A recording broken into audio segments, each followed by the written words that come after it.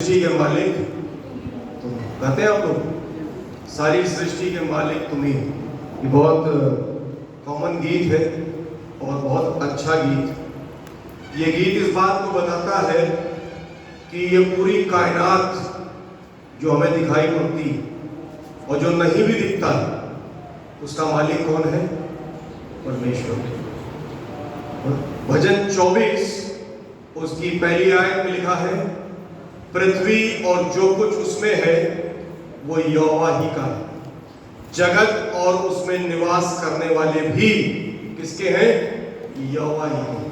कहता है उसने पृथ्वी की नींव समुद्र के ऊपर डाली। पानी के ऊपर जो जमीन है उसके नीचे क्या है? पानी। और जमीन कैसे कायम है ये अपने आप में अद्भुत है, क्योंकि 2/3 हिस्सा क्या है? पानी। परमेश्वर अद्भुत है, परमेश्वर के काम अद्भुत है, सारी सृष्टि का मालिक है। हम और आप उसके हाथों की रचना। वो रचयिता है, हम रचना है।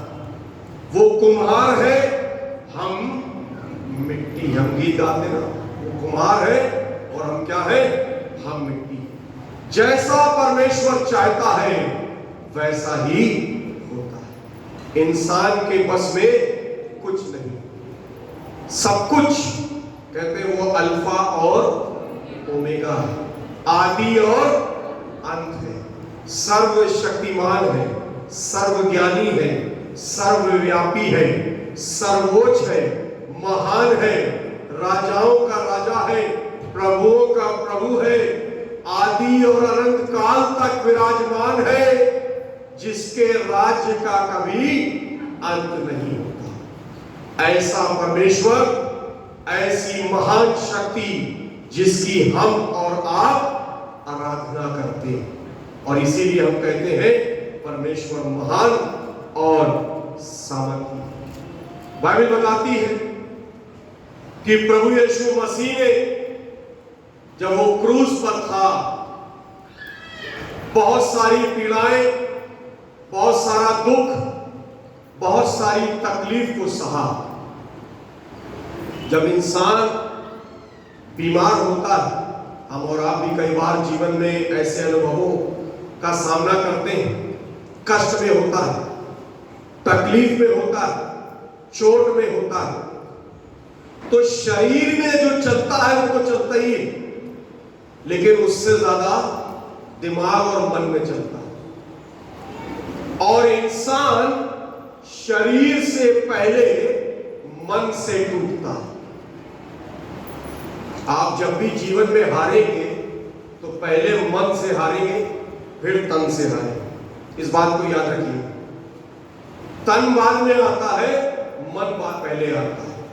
अगर आप मन से हार गए, इच्छा शक्ति से टूट गए, तो फिर आपको कोई बटोर नहीं सकता। विल पावर कहते हैं, इंग्लिश में एक शब्द है विल पावर। जिसकी विल पावर स्ट्रांग है वो बहुत कुछ कर लेता है, और जिसकी विल पावर कमजोर हो जाती है वो देखने में जितना भी लंबा चौड़ा दिख रहा हो, लेकिन वो जरा सी परेशानी में क्या हो जाता है? विचलित हो जाता है। और ये तब होता है जब इंसान अपने जीवन में कुछ ऐसी अवस्था में या ऐसे लम्हे में आता है जब उसे लगता है कि उसके हाथ से अब कुछ छूट रहा है। बहुत सारे लोगों को मैंने सुना है और आपने भी सुना होगा जीवन के अनुभव में, कहते हैं कि जब मैं बीमार हुआ तो एक ऐसा समय आया, मुझे लगा कि अब सब कुछ मेरे हाथ से छूट रहा है। मेरा एक्सीडेंट हुआ तो लोग कहते हैं कि मुझे ऐसा लगा कि अब सब कुछ मेरे हाथ से। अभी कोरोना आया तो लोगों ने कहा ऐसा लगा कि अब सब कुछ, और बहुतों का छूट भी गया। ये तो खुदा का फजल है कि हम और आप बच गए, लेकिन बहुत से चले छूट गया। जब तक चीजें हाथ में रहती हैं इंसान मजबूत महसूस करता है, लेकिन जब ये ग्रिप कमजोर होने लगती है तो क्या होता है? परेशानी शुरू हो जाती है। और जीवन में ऐसा समय आता है जब बहुत सारी चीजें छूटने लगती हैं, रिश्तों की डोर छूटने लगती है, परिवार की मजबूती छूटने लगती है, नौकरी का संबंध छूटने लगता है, परिवार की स्थितियां, व्यक्तिगत जीवन की स्थितियां, मन की शांति छूटने लगती है और इंसान मन में क्या हो जाता है, टूटने लगता है। प्रभु यीशु मसीह का पूरी तरह से मनुष्य होना और पूरी तरह से परमेश्वर होना समय समय पे उसके मुंह से निकले हुए शब्दों से बहुत अच्छे से जाहिर होता है। अभी चौथी वाणी जो आपके सामने पढ़ी गई, क्या कहा उसने? एली एली लमा शबक्तनी, अर्थात हे मेरे परमेश्वर, हे मेरे परमेश्वर, तूने मुझे। और अगर आप देखें मत्ती की इंजील उसका 27वां अध्याय और उसकी 45 आयत से अगर आप पढ़ना शुरू करें तो वहां लिखा है, दोपहर से लेके तीसरे पहर तक सारे देश में अंधेरा छाया। परमेश्वर वो सामर्थ है जिसके द्वारा कुछ भी होता है। दिन में अंधेरा हो जाना ये इंसान की सोच की, कल्पना के परे की बात है, क्योंकि दिन क्या है? रोशनी का समय। जब सूरज निकलता है तो रोशनी होती है, सूरज डूब जाता है अंधेरा हो जाता है। लेकिन दिन में अंधेरा हो जाना ये कोई यूजुअल बात नहीं, ये अनयूजुअल बात है। और यहां लिखा हुआ है दोपहर से लेके तीसरे पहर, दिन के 12 बजे से लेके तीसरे पहर तक सारे देश में क्या हो गया? अंधेरा छा गया। आगे लिखा हुआ है, यीशु ने बड़े शब्द से पुकार के कहा, एली एली लमा शबक्तनी, हे मेरे परमेश्वर, हे मेरे परमेश्वर, तूने मुझे क्यों छोड़ दिया? पहला कलमा था, हे पिता इन्हें क्षमा कर। और हमने इस बात पे गौर किया था, पिता जो शब्द है प्रेम का प्रकटीकरण। परमेश्वर प्रेमी, हम कहते हैं ना गॉड इज लव।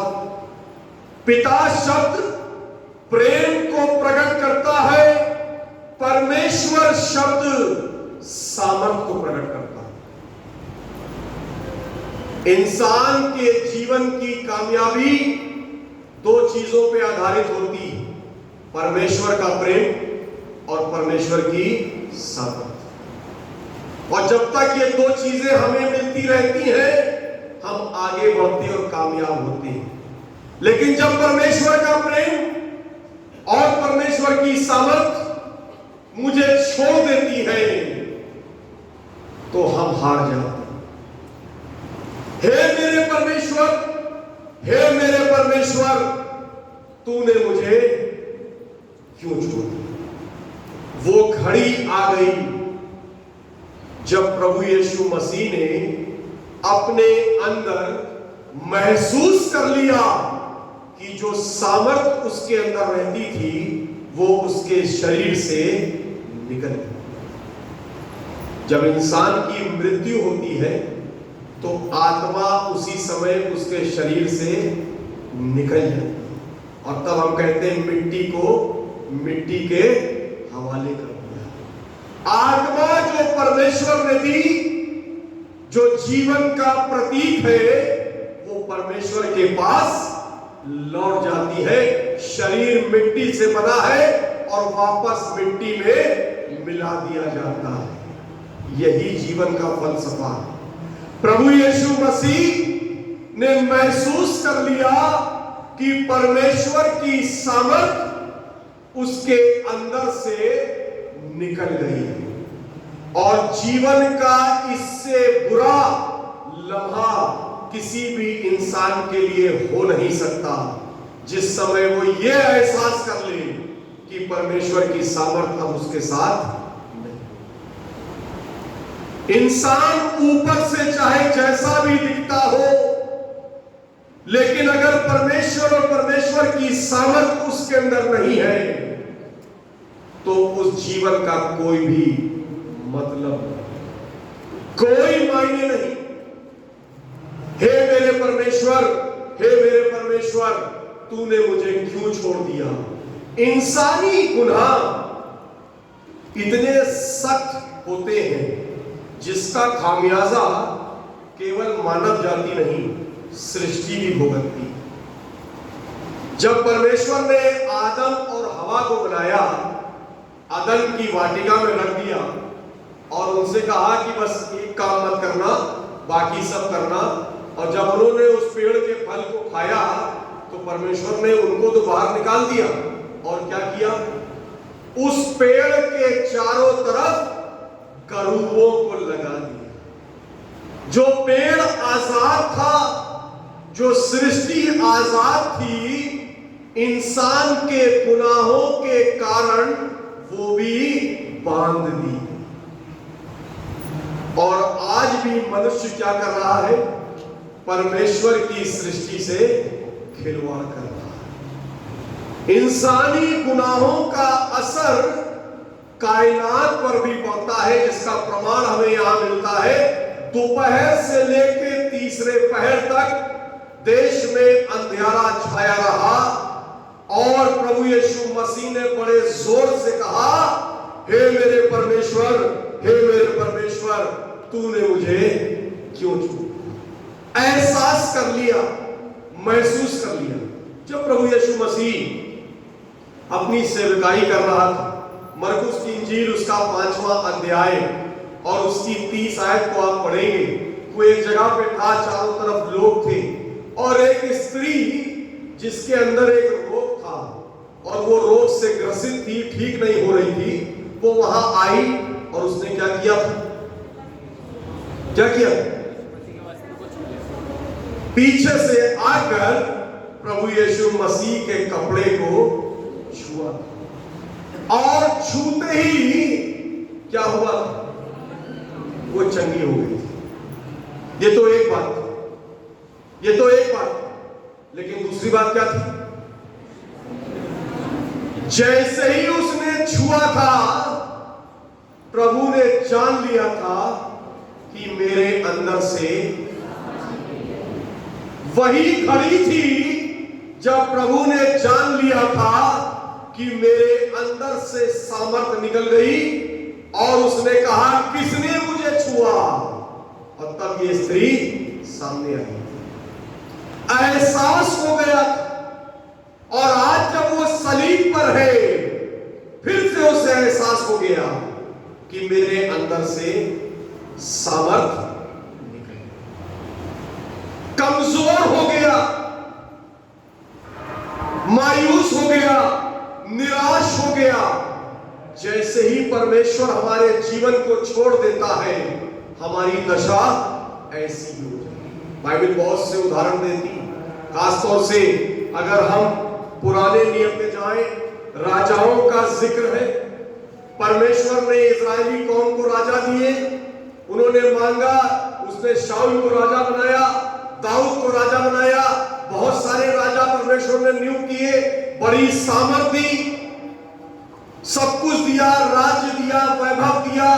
लेकिन बहुत से राजाओं का जिक्र है कि जब उन्होंने परमेश्वर के रास्तों पे चलना ठीक ना समझा, परमेश्वर ने उनको छोड़ दिया।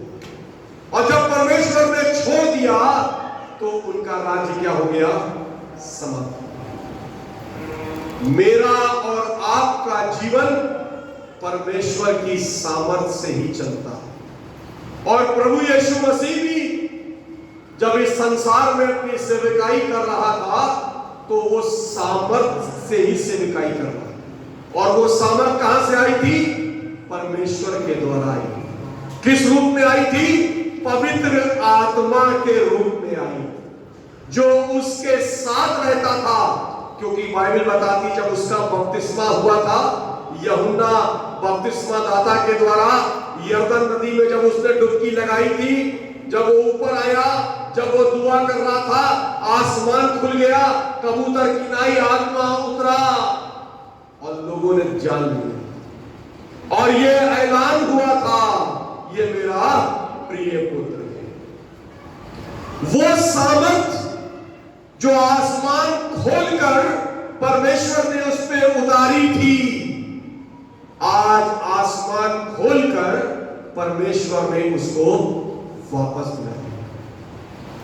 परमेश्वर देता है तो परमेश्वर वापस भी ले लेता है। इस बात को हमें भूलना नहीं चाहिए। परमेश्वर आशीषें देता है तो परमेश्वर आशीषें वापस भी ले लेता है। परमेश्वर आगे बढ़ाता है तो परमेश्वर कई बार मनुष्य को पीछे भी ढकेल देता है। जब इंसान बिगड़ जाता है, जब इंसान गुनाह करने लगता है, जब इंसान घमंड करने लगता है, तो बाइबल में लिखा हुआ है, विनाश से पहले गर्व और महिमा से पहले नम्रता होती है। देने वाला भी है और लेने वाला भी है। प्रभु यीशु मसीह के अंदर से वो सामर्थ निकल गई। और निकलने का कारण क्या था?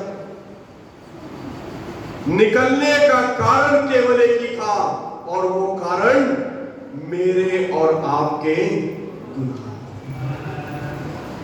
पाप की दशा में हम परमेश्वर से मेल मिलाप नहीं रख सकते। इंसानी पाप इतने भयानक थे कि उन पापों की वजह से पुत्र का पिता से भी रिश्ता टूट गया। ये वो घड़ी थी जब प्रभु यीशु मसीह अपने आसमानी बाप से जुदा हो। यह है पाप का भयानक रूप जो इंसान को तबाह कर देता है, बर्बाद कर देता है, खत्म कर देता है, नेस नाबूद कर देता है, जिसका खामियाजा प्रभु यीशु मसीह को भी भुगतना होता है। इसीलिए हमें और आपको पाप से बचने की आवश्यकता है। इसीलिए पश्चाताप की आवश्यकता होती है। इसीलिए मन फिराव की आवश्यकता होती है। इसीलिए परमेश्वर के हुजूर अपने आप को लाने की आवश्यकता होती है। इसीलिए परमेश्वर की संगति में आने की आवश्यकता होती है। और इसीलिए परमेश्वर से प्रार्थना करने की आवश्यकता होती है कि हे परमेश्वर, मुझे पाप से बचा। अय्यूब नाम का एक व्यक्ति जिसका जिक्र बाइबल में आया, कौन था अय्यूब? परमेश्वर का चुना हुआ जन था। अय्यूब की पुस्तक उसके पहले अध्याय को आप पढ़िएगा, बाइबल जिक्र करती है। परमेश्वर का जन था, बहुत धनवान व्यक्ति था, उसके 10 बच्चे थे, अपने समय का बहुत धनवान व्यक्ति था। परमेश्वर ने उसको बहुत आशीष दी थी और वो व्यक्ति इतना समर्पित था कि किसी भी चीज से समझौता नहीं करता था। परमेश्वर ने उसको आजमाइश में डाला, उसका सब कुछ चला गया।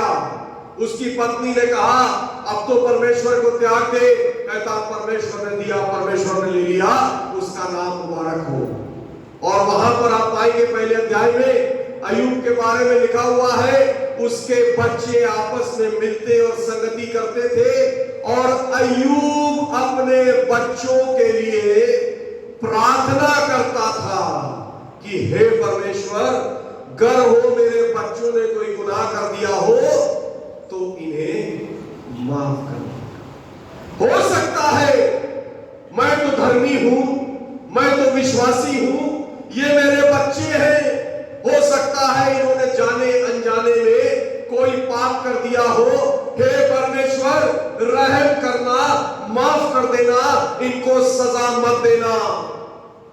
क्योंकि जानता है कि अगर परमेश्वर की सामर्थ उनके जीवन से निकल गई तो ये बच्चे, इनके परिवार नाश हो जाएंगे। हम किसी भी कीमत पर अपने जीवन में परमेश्वर से दूर नहीं हो सकते, क्योंकि जिस घड़ी परमेश्वर छोड़ दे, मनुष्य को कोई बचाने वाला नहीं। हे मेरे परमेश्वर, हे मेरे परमेश्वर, तूने मुझे क्यों छोड़ दिया? जब पाप की दशा में पिता ने अपने इकलौते बेटे तक को नहीं बख्शा, तो क्या वो मुझे और आपको बख्श देंगे? ये बड़ा सवाल है, ये बड़ा सवाल है। बाइबल कहती है यूहन्ना 3:16, परमेश्वर ने जगत से ऐसा प्रेम किया कि उसने अपना इकलौता बेटा दे दिया, ताकि जो कोई उस पर विश्वास करे वो नाश न हो परंतु अनंत। अकेले बेटे को भी नहीं छोड़ा। जब वो पाप की दशा में आया, वो पाप उसके अपने नहीं थे, वो तो निर्दोष मेमना था, परमेश्वर का मेमना था, जो जगत का पाप उठाने आया था, मानव जाति का पाप उसके ऊपर था। और जब उस दिशा में परमेश्वर ने अपने इकलौते बेटे को नहीं छोड़ा, तो आज वो मुझे और आपको भी नहीं छोड़े। वो न्यायी परमेश्वर।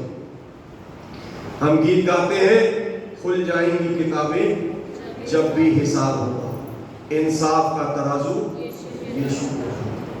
जो भी तू कर रहा है, इस बात को याद रखना, यीशु वो देखता है। एक समय आएगा जब इंसान को अपनी जिंदगी का हिसाब किताब परमेश्वर को सौंपना होगा। जो तुम बंद कोठरियों में करते हो, वो चौराहों पर और चौकों पर खोलकर देखा जाएगा। परमेश्वर सर्वव्यापी है। दाऊद कहता है, मेरे परमेश्वर, मैं तुझसे भागकर कहां जाऊं? अगर मैं अधोलोक पे चलूं तो तू वहां है, अगर मैं समुद्र के नीचे चला जाऊं तो तू वहां है, अगर मैं मैदान में दौड़ूं तो तू वहां है। कोई ऐसा स्थान नहीं जहां इंसान गुनाह करके अपने आप को परमेश्वर से छिपा सके। परमेश्वर सब कुछ जानता है। आज जो मैं हूं, कल जो मैं था और कल जो कुछ मेरे साथ होगा, वो मैं नहीं जानता, परमेश्वर जानता। जब पाप की दशा में उसने प्रभु यीशु मसीह को नहीं छोड़ा, उसने उसको भी मौत के हवाले कर दिया, तो आज मेरे और आपके लिए भी ये पैगाम है कि हम और आप अपने जीवन में पाप से बच के रहें। ऐसा न हो कि प्रभु की आमद हो जाए और जब आमद हो तो हम तैयार ना पाए। उन 10 कुमारियों की माने जिनमें 5 की मशालें बुझ चुकी थी, जब दूल्हा आ गया तो वो तेल ढूंढ रही थी।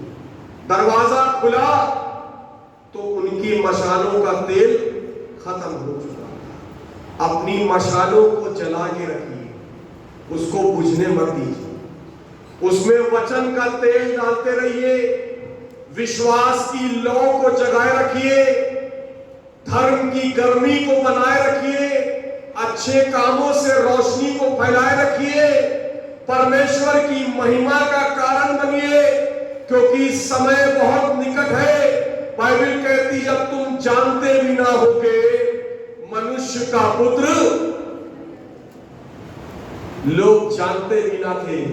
नूह ने कश्ती बनाई थी, बाइबल कहती लोग तो शादी ब्याह कर रहे थे, वहां तो ढोल मजीरे हो रहे थे, लोग एंजॉय कर रहे थे, पानी गिरने लगा, 40 दिन 40 रात दुनिया खत्म हो गई, सब कुछ चला गया।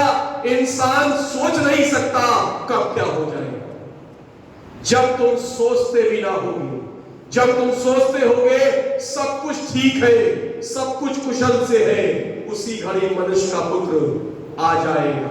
मेरे और आपके पास मौका नहीं होगा। आज संसार की जो स्थिति है वो अच्छी नहीं। बाइबल की सारी बातें पूरी हो गई, अंत के दिनों की भविष्यवाणियां पूरी हो रही। क्या लिखा है बाइबल में? जब अंत का समय आएगा तो देश पर देश आक्रमण करेगा, राज पर राज चढ़ाई करेगा।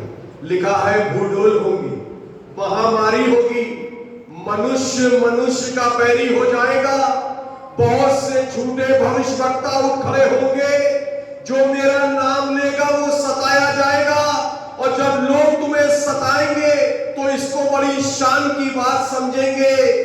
बहुत कुछ होगा, और जब तुम इन बातों को होते देखना तो घबरा न जाओ। और आज जब आप दुनिया की तरफ नजर करिए तो मुझे बताइए कौन सी बात नहीं हो रही, कौन सी चीज है जो आज पूरी नहीं हो रही।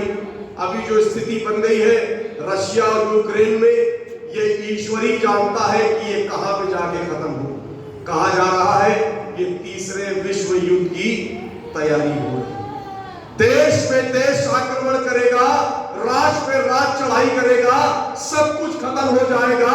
मनुष्य के पुत्र के आने का समय निकट है।